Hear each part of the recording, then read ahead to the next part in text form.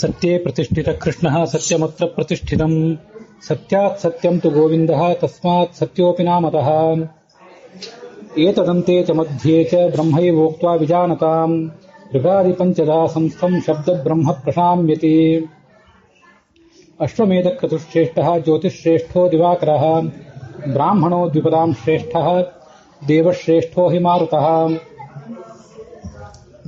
ಶ್ರೀ ಗುರುಭ್ಯೋ ನಮಃ. ರಾಘವೇಂದ್ರ ಸ್ವಾಮಿಗಳ ಪೂರ್ವಾರಾಧನೆಯ ಉತ್ತರಾರಾಧನೆಯ ಈ ಒಂದು ಶುಭ ಸಂದರ್ಭದಲ್ಲಿ ಸತ್ಯಸ್ಸೋ ಅಸ್ಯ ಮಹಿಮಾ ಗಣೇಶವೋ ಯಜ್ಞೇಶು ವಿಪ್ರರಾಜ್ಯೆ, ವಿಪ್ರ ರಾಜ್ಯದಲ್ಲಿ ಜ್ಞಾನಿಗಳಾದವರು, ಭಾಗವತರಾದವರು, ಸಾಕಷ್ಟು ಶ್ರವಣ ಮನನಾದಿಗಳನ್ನು ಮಾಡಿದಂಥವರು, ಸ್ತ್ರೀಯರು ಪುರುಷರು ಎಲ್ಲರೂ ಇದ್ದೀರಿ, ವಿದ್ವಾಂಸರಿದ್ದೀರಿ. ಈ ಒಂದು ವಿಪ್ರರ ರಾಜ್ಯದಲ್ಲಿ, ಜ್ಞಾನಿಗಳ ರಾಜ್ಯದಲ್ಲಿ ಸತ್ಯಸ್ಸೋ ಅಸ್ಯ ಮಹಿಮಾ ಗಣೇಶವೋ ಯಜ್ಞಸ್ಯ, ಆ ಭಗವಂತನ ಸತ್ಯ ಸ್ವರೂಪನಾದ ಭಗವಂತನ ಮಹಿಮಾ ಏನಿದೆ ಅದನ್ನು ಒಂದು ಸ್ವಲ್ಪ ಹೊತ್ತು ವಾಕ್ಶುದ್ಧಿಗಾಗಿ, ಭಾವಶುದ್ಧಿಗಾಗಿ ತಮ್ಮೆಲ್ಲರ ಎದುರಿಗೆ ಇಡ್ತೇನೆ. ಶವಃ ಸತ್ಯಸ್ಸೋ ಅಸ್ಯ ಮಹಿಮಾ ಗಣೇಶವೋ, ಇದು ಯಾಕೆ ಅಂದರೆ ಸುಖಕ್ಕಾಗಿ, ಆ ಸತ್ಯ ಸ್ವರೂಪನಾದ ಭಗವಂತನ ಮಹಿಮೆಯನ್ನು ಅನುಸಂಧಾನ ಮಾಡಿಕೊಂಡ್ರೆ ಅದು ನಮ್ಮೆಲ್ಲರ ಸುಖಕ್ಕೆ ಕಾರಣ ಆಗ್ತದೆ. ಅದಕ್ಕಾಗಿ ಆ ಭಗವಂತನ ಮಹಿಮೆಯನ್ನು ತಮ್ಮೆಲ್ಲರ ಎದುರಿಗೆ ಅನುಸಂಧಾನ ಮಾಡಿಕೊಳ್ಳುವಂಥ ಒಂದು ಸಣ್ಣ ಪ್ರಯತ್ನ ಮಾಡ್ತೀನಿ. ರಾಘವೇಂದ್ರ ಸ್ವಾಮಿಗಳು ಅಂದ ಕೂಡಲೇ ನನಗೆ ಸಾಮಾನ್ಯವಾಗಿ ಯಾವಾಗಲೂ ನೆನಪು ಬರುವಂಥದ್ದು ಅವರು ರಚನೆ ಮಾಡಿದಂಥ ಗ್ರಂಥಗಳಾಯಿತು, ಅವರನ್ನು ಕುರಿತಾದಂಥ ಕೆಲವು ಸ್ತೋತ್ರಗಳು, ಕೆಲವು ಕನ್ನಡದ ಪದ್ಯಗಳು. ರಾಘವೇಂದ್ರ ಸ್ವಾಮಿಗಳ ಸ್ತೋತ್ರ ಶ್ರೀಪೂರ್ಣ ಗುರುತೀರ್ಥ ಪಯೋದ್ವಿಪಾರ, ಆ ಸ್ತೋತ್ರ ಎಲ್ಲರಿಗೂ ಗೊತ್ತಿದ್ದೇ ಇದೆ ತಮಗೆಲ್ಲರಿಗೂ. ಮತ್ತೊಂದು ಪ್ರಧಾನವಾದ ಪದ್ಯ ನನಗೆ ನೆನಪಿಗೆ ಬರ್ತಿರ್ತದೆ, ಅದು ಪ್ರಸಿದ್ಧವಾದದ್ದೇ, ಪ್ರಧಾನವಾದದ್ದೇ. ಜನಮನದಲ್ಲಿ ಸದ್ಭಾವನೆ ಬಿತ್ತಲು ಇನ್ನೊಮ್ಮೆ ಬಾ ಗುರುರಾಯ ಅಂತ ಒಂದು ಹಾಡು.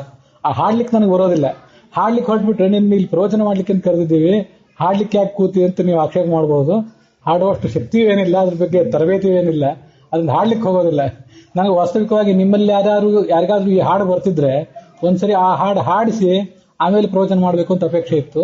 ಆದ್ರೆ ವಿಳಂಬ ಆಗಿರೋದ್ರಿಂದ ಆ ಕಾರ್ಯ ಬೇಡ, ಸಾಹಿತ್ಯ ಮಾತ್ರ ಹೇಳಬೇಕು ಅಂತ ಪ್ರಯತ್ನ ಪಡ್ತೀನಿ. ಜನಮನದಲ್ಲಿ ಸದ್ಭಾವನೆ ಬಿತ್ತಲು, ಜನರ ಮನಸ್ಸಿನಲ್ಲಿ ಸದ್ಭಾವನೆ ಬಿತ್ತಬೇಕಾಗಿದೆ. ಆ ಸದ್ಭಾವನೆಯ ಬೀಜ ಇವತ್ತು ಮುರುಟಿ ಹೋಗಿದೆ, ಅದು ಬಾಡಿ ಹೋಗಿದೆ ಈಗ. ಆದ್ರಿಂದ ಮತ್ತೊಮ್ಮೆ ಆ ಸದ್ಭಾವನೆಯ ಬೀಜವನ್ನು ಬಿತ್ತಿ ಅದಕ್ಕೆ ನೀರೇರೋದು, ಸೂಕ್ತವಾದಂತಹ ಗೊಬ್ಬರ ಅದಕ್ಕೆ ಹಾಕಿ ಅದನ್ನ ದೊಡ್ಡ ವೃಕ್ಷವನ್ನಾಗಿ ಬೆಳೆಸಬೇಕಾಗಿದೆ. ಆ ಪ್ರಯತ್ನ ಈಗ ಮಾಡಬೇಕಾಗಿದೆ. ಇನ್ನೊಮ್ಮೆ ಬಾ, ಅದಕ್ಕೆ ತಾವು ಹಿಂದೆ 3-4 ಶತಕಗಳ ಹಿಂದೆ ಬಂದು ಅವತಾರ ಮಾಡಿ ಆ ಕೆಲಸವನ್ನು ಮಾಡಿದ್ರಿ. ಅದ್ಯ ಶ್ರೀ ರಾಘವೇಂದ್ರ ವಿಲಸತಿ ಫಲಿತೋ ಮಧ್ವ ಸಿದ್ಧಾಂತ ಚಾಕಿ, ತಮ್ಮ ಕಾಲದಲ್ಲಿ ದೊಡ್ಡ ವೃಕ್ಷವಾಗಿ ಅದು ಬೆಳೆದಿತ್ತು.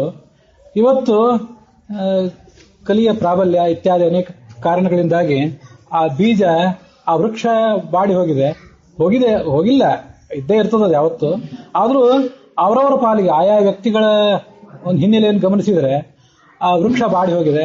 ಅಂತ ಒಂದು ಬೀಜವನ್ನ ಮತ್ತೆ ನೀವು ಬಿತ್ತಬೇಕಾಗಿದೆ, ಬಿತ್ತಿ ಅದನ್ನ ಮಹಾವೃಕ್ಷವನ್ನಾಗಿ ಮಾಡಬೇಕಾಗಿದೆ. ಅದಕ್ಕೆ ತಾವು ಮತ್ತೊಮ್ಮೆ ಬನ್ನಿರಿ ಅಂತ ನಾವು ಅವರಲ್ಲಿ ನಿತ್ಯ ಪ್ರಾರ್ಥನೆ ಮಾಡಬೇಕು. ಅದೇನು ಸದ್ಭಾವನೆ ಅಂದ್ರೆ? ಸತ್ ಅಂದ್ರೆ ಏನು, ಭಾವನೆ ಅಂದ್ರೆ ಏನು, ಅಸತ್ ಅಂದ್ರೆ ಏನು, ಅದನ್ನೆಲ್ಲವನ್ನು ಕೂಡ ಇವತ್ತು ನಾವು ನೋಡಬೇಕು. ಸತ್ ಅಂದ್ರೆ ಐತರೇಯ ಉಪನಿಷತ್ತಿನಲ್ಲಿಯೂ ಕೂಡ ಉಪನಿಷತ್ತು ಸತ್ ಅಂದ್ರೆ ಏನಂತ ಹೇಳ್ತದೆ, ಹಾಗೆ ಉಪನಿಷತ್ ಭಾಷ್ಯ ಅದನ್ನು ಹೇಳ್ತದೆ. ಅದಲ್ಲದೆ ಮಹಾಭಾರತದ ಉದ್ಯೋಗ ಪರ್ವವು ಕೂಡ ಸಂಜಯ ಧೃತರಾಷ್ಟ್ರನಿಗೆ ಕೊಟ್ಟಂತಹ ಒಂದು ಉಪದೇಶ, ಅವನ ಧೃತರಾಷ್ಟ್ರನ ದುಃಖವನ್ನು ಕಳೀಲಿಕ್ಕಾಗಿ ಆತ ಮಾಡಿದಂತಹ ಕೆಲವು ಶಾಸ್ತ್ರ ಪ್ರವಚನಗಳು ಇತ್ಯಾದಿ ಏನಿವೆ, ಅಲ್ಲಿಯೂ ಕೂಡ ಒಂದು ಪ್ರಧಾನವಾದಂತಹ ಶ್ಲೋಕ ಇದೆ, ಸತ್ಯ ಅಂದ್ರೆ ಏನು ಅನ್ನೋದ್ರ ಬಗ್ಗೆ. ಅದೆಲ್ಲವನ್ನು ಕೂಡ ಇವತ್ತು ನಾವು ನೋಡಬೇಕು. ಎಲ್ಲಕ್ಕಿಂತ ಮುಖ್ಯವಾಗಿ ಭಗವದ್ಗೀತೆಯ 17ನೇ ಅಧ್ಯಾಯದ ಕೊನೆಯಲ್ಲಿಯೂ ಕೂಡ ಸತ್ ಅಂದ್ರೆ ಏನು ಅನ್ನೋದ್ರ ಬಗ್ಗೆ ವಿವರಣೆ ಇದೆ. ಐತರೇಯ ಉಪನಿಷತ್ತು ಭಗವಂತನನ್ನ ಸತ್ ಅಂತ ವರ್ಣನೆ ಮಾಡ್ತದೆ. ತತ್ ಸತ್, ಆ ಭಗವಂತ ಸತ್ ಆಗಿದ್ದಾನೆ. ಮತ್ತೆ ಸದಿತಿ ಪ್ರಾಣ, ಪ್ರಾಣನೂ ಕೂಡ ಸತ್ತಾಗಿದ್ದಾನೆ.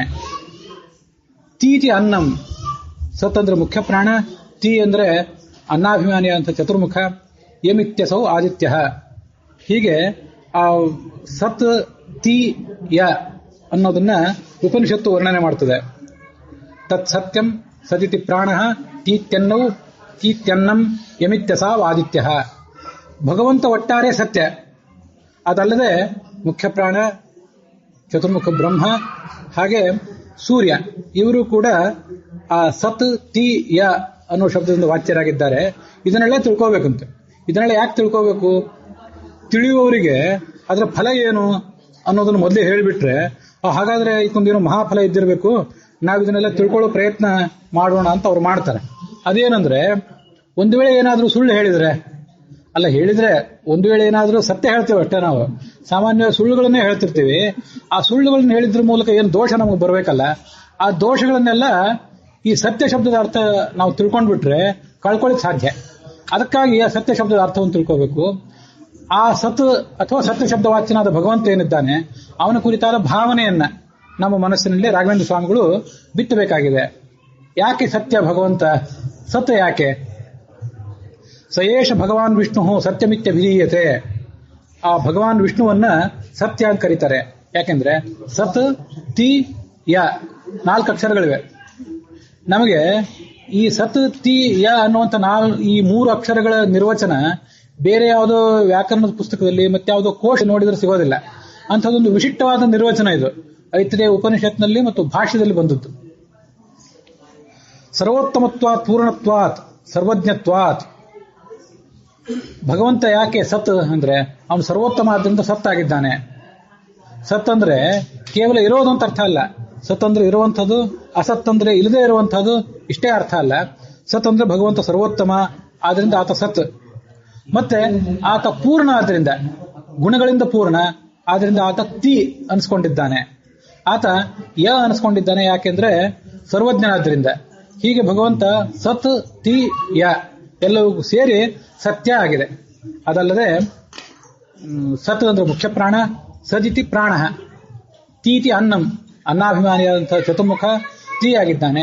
ಯಮಿತ್ಯಸಾ ಆದಿತ್ಯ. ಈ 3 ದೇವತೆಗಳು ನಮ್ಮ ಕಣ್ಣಿನಲ್ಲಿ ಇದ್ದಾರೆ. ನಮ್ಮ ಕಣ್ಣಿನ ಬಿಳಿ ಭಾಗದಲ್ಲಿ ಮುಖ್ಯ ಪ್ರಾಣ ಇದ್ದಾನೆ.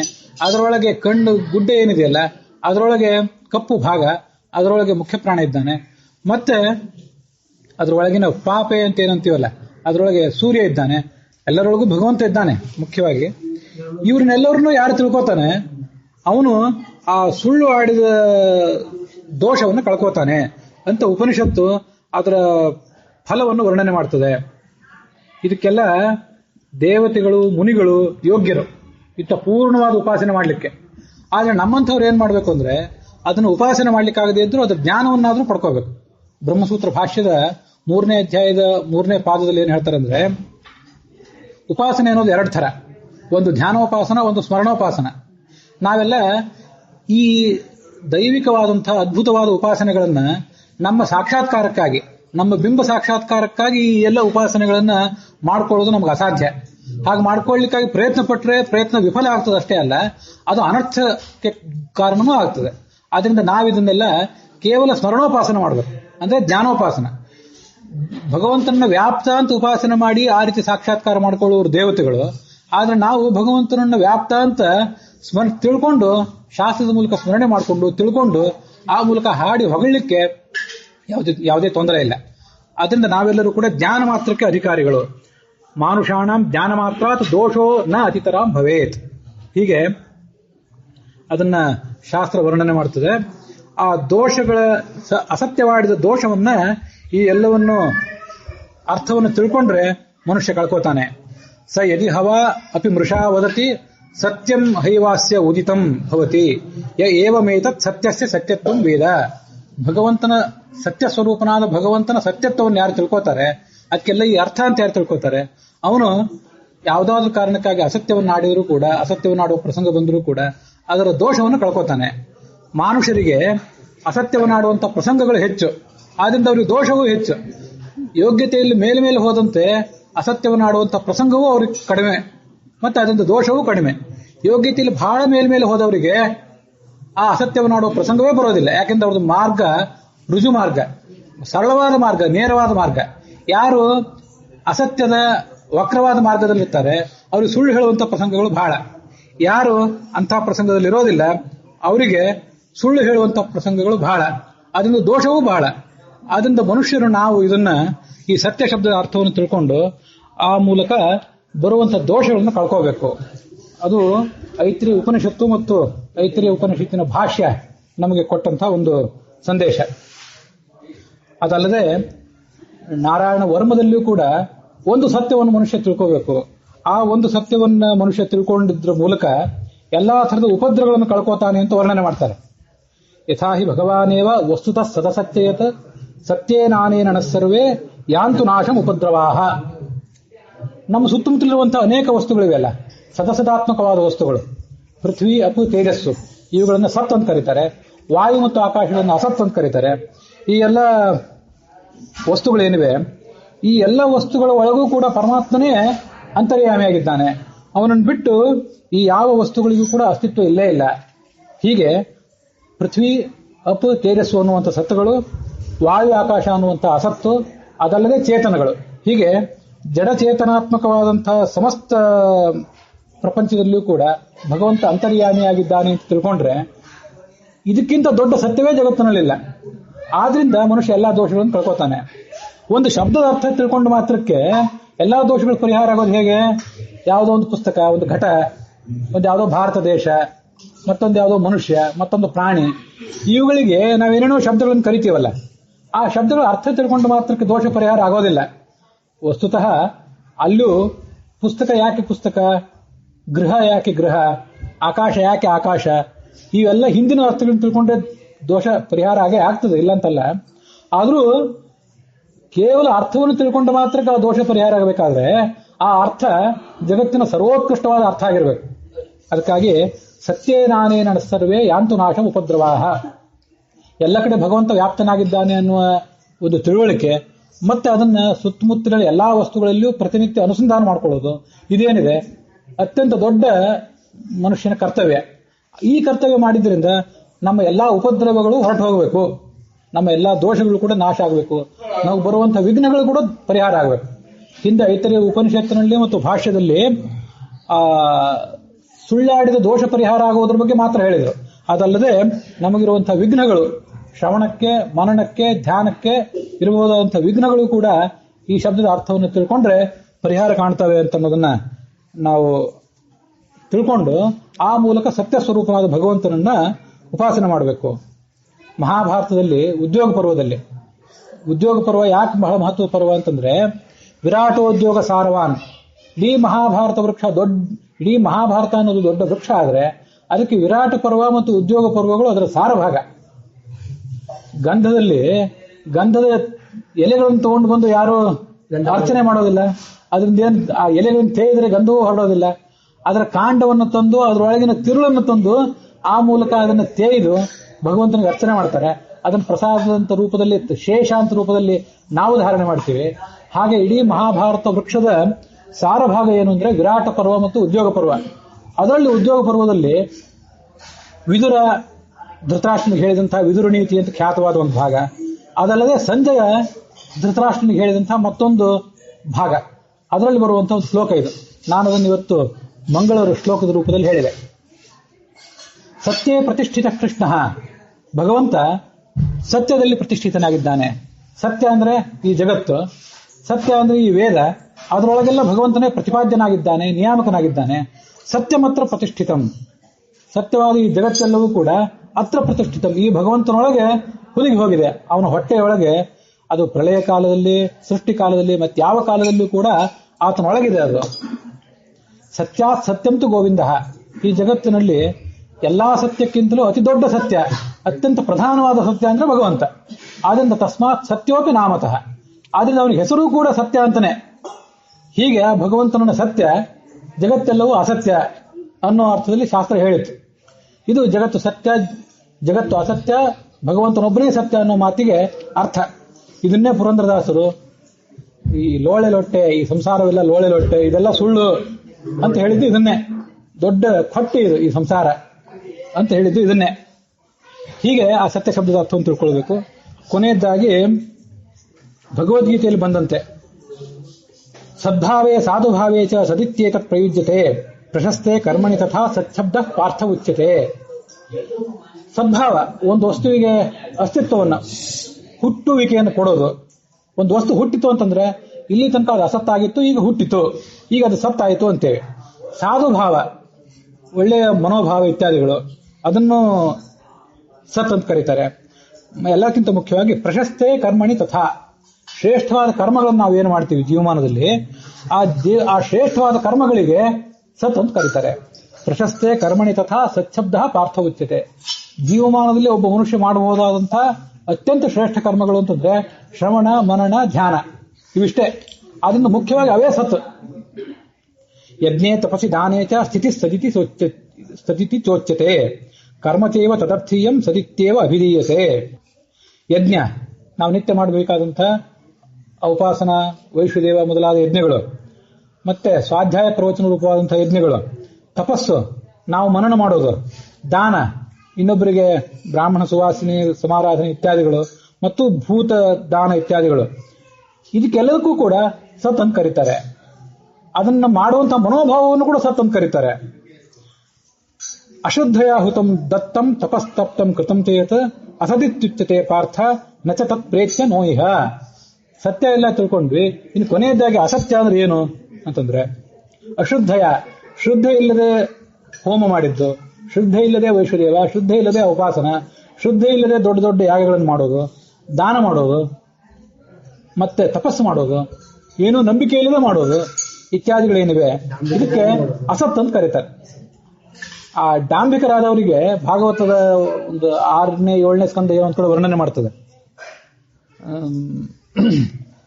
ನವಾಕೃತ ಡಾಂಬಿಕಾನಾಂ, ಆ ಶ್ಲೋಕ ಪೂರ್ತಿ ನೆನಪಿಗೆ ಬರ್ತಿಲ್ಲ ನಿಮ್ಗೆ, ನೆನಪಿಗೆ ಈಗ ಡಾಂಬಿಕರಾದವರಿಗೆ ಎರಡೂ ಫಲ ಇಲ್ಲಂತೆ. ಇಲ್ಲಿಯೂ ಜನರಿಗೆ ಗೊತ್ತಾಗ್ಬಿಟ್ರೆ ಇವನು ಮಾಡ್ತಿರೋದೆಲ್ಲ ಕೊಟ್ಟಿ ಅಂತ ಗೊತ್ತಾದ್ರೆ ಜನ ಕ್ರಮವಾಗಿ ದೂರ ಆಗ್ತಾರೆ. ದೇವರಂತೂ ಮೊದಲಿಂದ ತಿಳ್ಕೊಂಡಿರ್ತಾನೆ. ಆದ್ರಿಂದ ವಾರ್ತಾ ಭವಂತು ನವಾಕೃತ ಡಾಂಬಿಕಾನಾಂ, ಇದು ಶ್ಲೋಕ. ವಾರ್ತಾ ಅಂದ್ರೆ ಜೀವನ ವೃತ್ತಿ.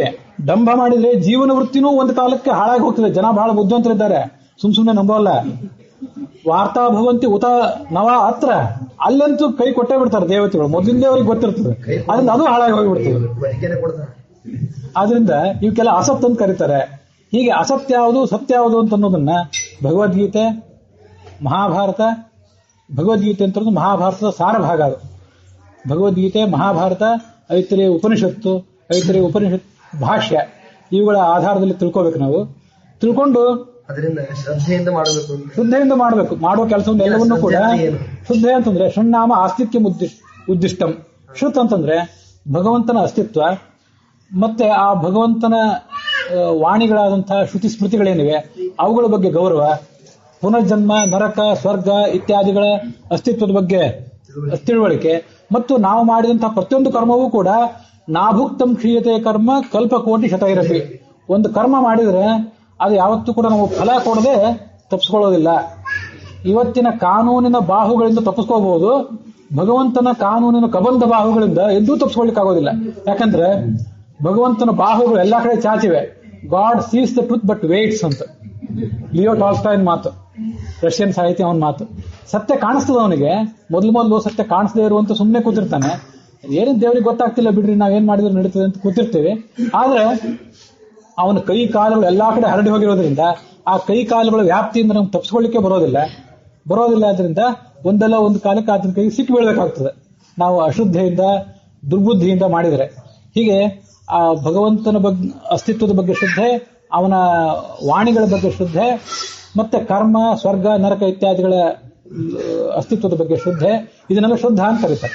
ಈ ಶ್ರದ್ಧೆಯಿಂದ ಮಾಡಿದ ಕರ್ಮ ಏನಿದೆ ಅದೇ ಯದೇವ ಶ್ರದ್ಧೆಯ ಕರೋತಿ ವಿದ್ಯೆಯ ತದೇವ ವೀರ್ಯವತ್ತರಂ ಭವತಿ. ಮನುಷ್ಯ ಮಾಡಿದ ಕರ್ಮ ಶ್ರದ್ಧೆಯಿಂದ ತಿಳುವಳಿಕೆ ಪೂರ್ವಕ ಮಾಡಿದರೆ ಆ ಕರ್ಮ ಬಹಳ ಪ್ರಬಲ ಆಗ್ತದೆ. ತೇಜಸ್ವಿರಾವಧೀತಮಸ್ತು. ನಾವು ಮಾಡಿದ ಅಧ್ಯಯನ ಎಲ್ಲ ಪ್ರಬಲ ಆಗಿ ಆ ಅಧ್ಯಯನ ನಾವು ಫಲ ಕೊಡ್ತದೆ ಅಂತ ಅನ್ನೋದನ್ನ ಈ ಸಂದರ್ಭದಲ್ಲಿ ನಾವು ಅನುಸಂಧಾನ ಮಾಡ್ಕೋಬೇಕು.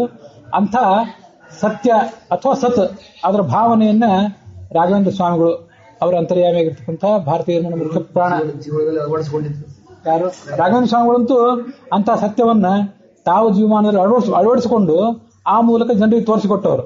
ಅದನ್ನು ಕೇವಲ ಹೊಟ್ಟೆ ಹೊರೆಯುವಿಕೆ ಅಂತ ಮಾಡಿದವರಲ್ಲ. ಆದ್ರಲ್ಲೇ ಜನ ಅವ್ರ ಬಗ್ಗೆ ಅಷ್ಟು ಆಕೃಷ್ಟರು. ಆ ಸತ್ಯವನ್ನು ಅಷ್ಟು ಸರಿಯಾಗಿ ತಿಳ್ಕೊಂಡು ಅಷ್ಟು ಅದ್ಭುತವಾಗಿ ಆಚರಣೆಗೆ ತಂದದ್ರಿಂದ ಜನ ಅವ್ರ ಬಗ್ಗೆ ಮರಳಾಗ್ತಾರೆ. ಅವ್ರ ಹತ್ರ ಹೋಗಿ ತಮ್ಮ ಎಲ್ಲ ಥರದ ಆಧ್ಯಾತ್ಮಿಕ ಭೌತಿಕ ಸಂಕಷ್ಟಗಳನ್ನೆಲ್ಲವನ್ನೂ ಅವರಿಂದ ಪರಿಹಾರ ಕಾಣಬೇಕು ಅಂತ ಪ್ರಯತ್ನ ಪಡ್ತಾರೆ. ಅಂಥ ರಾಘವೇಂದ್ರ ಸ್ವಾಮಿಗಳು ಆ ಸದ್ಭಾವನೆಯನ್ನು ಬಿತ್ತಲಿಕ್ಕಾಗಿ ನಮ್ಮಲ್ಲಿ ಇನ್ನೊಮ್ಮೆ ಬರಬೇಕು. ಅವ್ರು ಬಂದ್ರು ಅಂದ್ರೆ ಅವರೊಳಗೆ ಅಂತರ್ಯಾಮಿಯಾಗಿರ್ತಕ್ಕಂಥ ಎಲ್ಲಾ ದೇವತೆಗಳು ಬಂದ್ರು ಅಂತಾನೆ ಅರ್ಥ. ಮುಖ್ಯ ಪ್ರಾಣ ಅವರ ಅಂತರ್ಯಾಮಿಯಾಗಿರ್ತಕ್ಕಂಥ ಭಗವಂತ ಅವರೆಲ್ಲರೂ ಬಂದ್ರು ಅಂತಾನೆ ಅರ್ಥ. ಬಂದು ನಮ್ಮಲ್ಲಿ ಆ ಭಾವನೆಯನ್ನು ಜಾಗೃತಗೊಳಿಸಿ ಅಸದ್ಭಾವನೆಯನ್ನು ತೊಡೆದು ಹಾಕಿ ನಮ್ಮನ್ನ ಉದ್ಧಾರ ಮಾಡಬೇಕು ಅಂತ ಒಂದು ಪ್ರಾರ್ಥನೆ. ಆ ಪ್ರಾರ್ಥನೆಯನ್ನ ತಾವೆಲ್ಲ ಬಹುಶ್ರುತರು, ಅನುಭವಿಗಳು ಅಂತಹ ಶ್ರೋತೃಗಳ ಎದುರಿಗೆ ಒಂದು 4 ಮಾತುಗಳನ್ನು ಇವೆಲ್ಲ ಶ್ರವಣ ಮಾಡಿಸ್ತದೆ. ಏಕಶ್ರವಣ ಇದು, ಪ್ರಾಥಮ್ಯನ ಶ್ರವಣ. ಈ ಒಂದು ಪ್ರವಚನವನ್ನು ರಾಘವೇಂದ್ರ ಸ್ವಾಮಿಗಳು ಅಂತರ್ಯಾಮಿ ಇರ್ತಕ್ಕಂಥ. ಯಾಕಂದ್ರೆ ರಾಘವೇಂದ್ರ ಸ್ವಾಮಿಗಳು ಹರೇಸ್ತು ಪ್ರತಿಮಾ ಪ್ರಾಜ್ಞಾ, ಭಗವಂತನಿಗೆ ಪ್ರತಿಮೆಗಳು ಯಾರು ಅಂದ್ರೆ ಇಂಥ ಯತಿಗಳೇ, ಜ್ಞಾನಿಗಳೇ. ಅವರ ಅಂತರ್ಯಾಮಿಯಾದ ಮುಖ್ಯ ಪ್ರಾಣ ಅಂತರ್ಯಾಮಿಯಾದ ಭಗವಂತನಿಗೆ ಇದನ್ನು ಅರ್ಪಣೆ ಮಾಡ್ತೀನಿ. ಈ ಭಾಗ ಇಲ್ಲಿಗೆ ಸಮಾಪ್ತಿಯನ್ನು ಕಂಡಿದೆ.